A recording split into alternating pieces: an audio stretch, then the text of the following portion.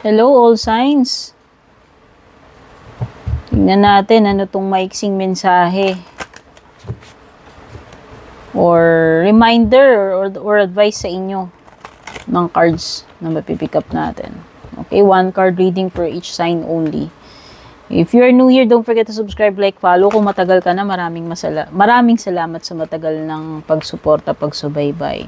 Don't forget to share this reading also. Makakatulong din po yan. Mga interesado sa private reading ko, tignan nyo na lang yung mga nakasulat sa screen or sa description. Let's start tayo kay Aries. Ano yung pinaka-short message for you? Ito yung mensaheng dapat mong marinig sa ngayon. Importanteng mensahe. Okay? Yan. You stand the tallest when you're on your knees in prayer.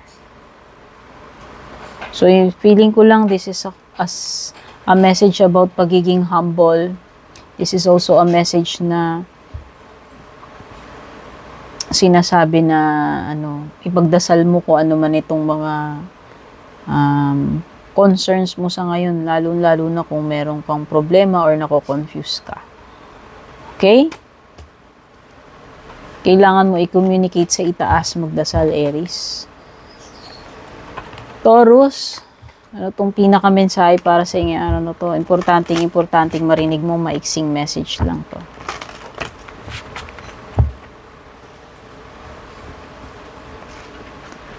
Eto. Your life is a reflection of your thoughts and feelings every day. Your life is a reflection of your thoughts and feelings. Every day, choose joy, gratitude, harmony, and love. So, yan. Importante yung pagiging grateful. Oo. Ano man ang sabihin natin, may mga nararanasan man tayong mga pagsubok sa buhay, may mga kulang man sa buhay natin, tayo pa rin ay blessed. Lahat tayo ay blessed. Okay? Lahat tayo ay nakaka-receive ng grasya ni God. So, everyday, mas piliin mo daw na mas choose mo yung joy, yung gratitude, harmony, and love above all else. Yun yung, alam mo yun yung magpapagaan ng mga bagay-bagay sa iyo, yun yung magbibigay sa iyo ng happiness. Okay? Gemini. Maiksing mensahe lang pero napaka-importanting marinig mo sa araw na to or kung kailan mo man mapanood.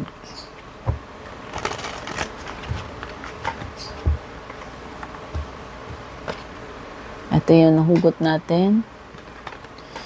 Some days, it's more difficult to find something positive. Keep looking, it's there. Huwag kang mawawala ng pag-asa, Gemini. Kahit na wala kang nakikitang improvement sa sitwasyon mo. Okay. Kumbaga, yung ibang tao naghahanap lagi ng negative, ng pangit sa buhay nila I-appreciate mo kung ano yung meron. Huwag kang maghanap ng wala. At instead na yung mga negative yung bilangin mo yung mga blessings, yung mga positive. Meron yan. Pwedeng hindi mo lang na-realize, hindi mo lang napapansin. Baka puro naiisip mo is negativity, pero keep looking. Nandyan yung good stuff, nandyan yung positive. Okay? Pakiramdaman mo, huwag mong gamitin yung mata mo. Okay? Cancer. Maiksing mensahe lang ito pero napaka-importanting marinig mo yung message na nandito. Kahit kailan mo ito mapanood, timeless reading to, So, ito yung nahugot natin. Let the angels' boundless love help you let go of negative thoughts and feelings. Baka meron kang pinagdaanan or pinagdaraanan right now. Pwedeng a period ng sadness, grief, loss, or mga negativity. Okay? Nandyan yung iyong mga guardian angels, try mong mag-pray sa kanila. Try mong pakiramdaman, hindi lang yung pagmamahal ng kalangitan, kundi yung pagmamahal ng mga tao sa paligid mo. Minsan kasi ganun tayo pagka desperate tayo, sad tayo, galit tayo, nakapokus tayo dun sa mga negative. Hindi na natin namamalayan sa paligid natin na merong mga tao talagang nagmamahal sa atin, nandyan sila. Okay? Hindi lang ito love ng angel mo, sa tingin ko love ito ng mga taong nakapaligid sa'yo. Kahit hindi marami, kahit isang tao lang, kahit hindi mo yan kadugo. Pwede mong basta i-let go mo itong mga negative na nararamdaman mo, mabibigat, i-surrender mo yan sa langit or sa angel pagdasal mo. Or kung meron ka mapaghihingahan dyan. Okay? Maybe, yung tao na yun disguised. Kumbaga, it's an angel pala siya na nagdi-disguise. Para i-comfort ka or para may mapagsabihan ka, Cancer. Leo, maiksing mensahe lang ito pero sa tingin ko importanteng marinig mo ito sa ngayon. Hindi ito mag-expire, Leo, kahit kailan ito makarating sa'yo, kung kailan mo mamapanood. The best way to fill your life with love is to open your heart and give love. O nga naman, paano nga naman mapupuno ng love ang iyong buhay kung sarado ang puso mo? Okay? Kasi iba ganun pag na-traumatize sila, pag may mga hurt sila naranasan, parang nag-shutdown or nagbi-build ng walls sa heart nila. No? Pwedeng iba na-trauma, takot na magtiwala, ayaw na masaktan. Basta, i-open mo yung puso mo. Open your heart to give or receive love. Okay? Leo, yun yung pinaka-message sa'yo. Virgo, maiksing mensahe lang ito pero sa tingin ko napaka-importanting marinig mo yung mensahe na ito ngayon. Kung kailan man makarating sa itong reading ko, timeless to, wala naman to expiration. Maaaring mensahe ito ng angels mo or divine. So, ito yung card na pick natin. Virgo, be aware of your thoughts. Be aware of your behavior, attitudes, and habits in your life. Awareness is enlightening. Baka naman you need to examine yourself, Virgo. Ano ba to lately tumatakbo sa isip mo? Ano ba tong mga behavior na meron ka? Habits. Oo. Baka hindi mo na namamalayan na nag-iiba ka na. Oh. Basta meron something dito na maging mindful ka about your thoughts, behavior, attitudes, or habits sa buhay mo. Sabi kasi dito, pagka na-figure out mo, na-examine mo, maliliberate ka, may enlighten ka once na na-realize mo, kasi magkakaroon ka ng awareness dito. Okay? Libra, maiksing mensahe lang ito pero feeling ko napaka-importante na malaman mo kung anong mensaheng dala-dala ngayon nitong barahan na ito sa'yo. This is a timeless reading, Libra, kahit kailan makarating sa'yo ito. Ito yung card. So, may mercy and peace and love be multiplied to you. Ano to? May Bible verse dito. Hindi ko mabasa. Jude yata yun. Tapos ang pinaka-mensahe for you, Libra, know that today you are stronger than you were yesterday. Napanghihinaan ka na ba ng loob, Libra? Nawawalan ka na ba ng pag-asa? Nanlilit ka na ba para sa sarili mo? About to give up ka na? Wag.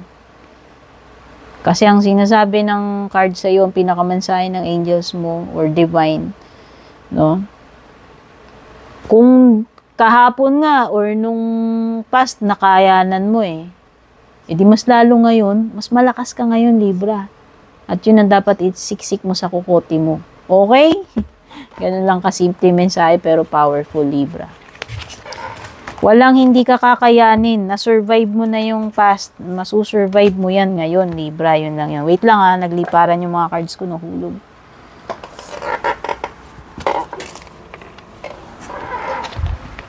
So, carry bells mo yan. Na-carry bells mo nga nung nakaraan eh. Diba? Carry bells mo yan. Yakang-yaka yan, Libra. Mas malakas ka ngayon. Scorpio. Maiksing mensahe lang ito, pero feeling ko napaka-importanting marinig mo ngayon tong message na to. ASAP, Scorpio. At ito ay timeless reading. Kahit kailan ito makarating sa'yo, hindi ito mag-expire. No?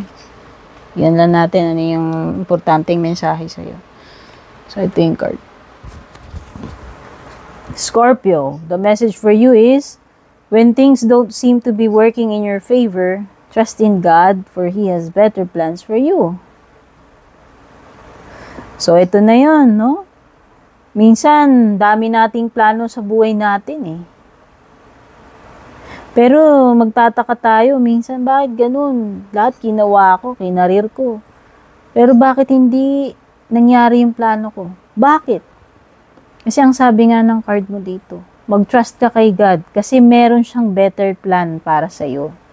Kaya siguro yung pinaplano mo na yon ay hindi nag-work. Kasi hindi talaga yun yung itinakda niya para sa'yo. Merong something better na plano si God para sa'yo. At yun yung dapat mong hintayin, Scorpio. Okay? Divine timing yun. Divine plan yun. Scorpio. So, Sagittarius, ito yung mensahe para sa'yo.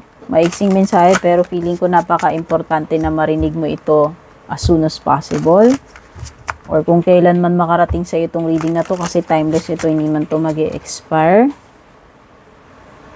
So, ito yung card. At ang message for you, Sagittarius, live in gratitude, for gratitude is the ultimate state of receivership. So, alam mo na, kung hindi mo na-feel yan, may iba ka dapat simulan mo ng maging grateful. Dapat naman talaga maging grateful tayo kasi lahat tayo ay blessed. Minsan, hindi tayo deserving. Minsan, makasalanan tayo. Pero binibless pa rin tayo ni God. Pinapatawad niya pa rin tayo. Alam mo yun, natatanggap pa rin natin yung mga graces. Alam mo yun. So, lahat tayo ay blessed. Hindi perfecto buhay natin. Meron tayong mga pinapasan minsan. Iba-iba. Huwag mong isipin na, uy, ikaw lang yung ganito, ganyan. Hindi. The more na ikaw ay grateful, the more na ikaw ay magaan ng puso mo, magaan ng buhay mo. Mas lalo kang i-bless kasi ikaw ay grateful. Kumbaga na-appreciate mo yung lahat eh. Okay? So, yan na yun. Kung gusto mong to be able to receive, kailangan magkaroon ka ng grateful heart, Sagittarius. Capricorn, ito na yung importanteng mensahe para sa'yo. Maiksing mensahe ito, pero sa tingin ko importante na marinig mo ito as soon as possible. Or kung kailan man makarating sa iyo itong reading ko. Timeless reading naman to, kaya hindi naman to mag-expire.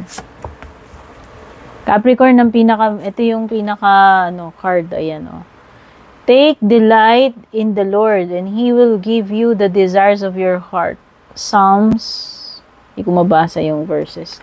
So, ito yung pinaka-message for you, Capricorn. You are worthy of love and respect. Surround yourself with supportive and encouraging people. Narinig mo naman siguro. Ikaw ay deserving, ikaw ay worthy, ikaw ay karapat-dapat, special, kagaya ng iba, kagaya ng lahat. So, isurround mo yung sarili mo ng mga tao na susuportahan ka at i-encourage ka. Hindi yung mga tao na dinadown ka. Basta, surround yourself with positive, supportive people. Yun. Kasi you are deserving, you are worthy of love and respect daw. Okay? Huwag mong Huwag mong baliwalain. Wag mong baliwalain yung value mo. Okay? Aquarius. Ito na yung importanteng message na kailangan mong marinig as soon as possible kung kailan makarating sa iyo itong reading na to. Timeless reading nga pala ito, kahit kailan ito makarating sa iyo, hindi ito mag-e-expire. Okay, ito yung card. At ito naman yung message for you. Lord, help me remember that nothing will happen today that you and I can't handle together. Hindi ko alam kung meron kang matinding pinagdadaanan ngayon or pagdadaanan pa lang, kasi hindi ko alam kung paparating pa lang ito or nangyayari na. Pero ito lang yung mensahe para sa iyo. Hindi ka pababayaan. Walang hindi kakayanin as long as may pananampalataya ka. Hindi ka abandonahin ni God. Ayan o. Basta kasama mo siya, basta nananalig ka sa Kanya, may faith ka. Walang bagay na hindi mo kakayanin, na hindi mo kayang i-handle as long as kasama mo si God. Okay? Yun yung mensahe para sa iyo, Aquarius. Next, last but not least, Pisces. Pisces, ito yung importanteng mensahe na dapat mong marinig as soon as possible o kung kailan man makarating sa itong reading na to. This is a timeless reading.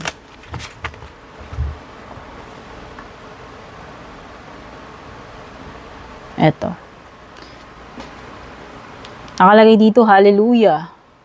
Tapos ang pinaka-message for you, Pisces, let music lift you up and fill your heart with joy. Kalimutan mo muna yung mga sorrows mo, galit, or whatever negative feelings, thoughts, mga nararamdaman mo sa ngayon, Pisces, at punuin mo muna yung bahay nyo ng magandang music, Pisces.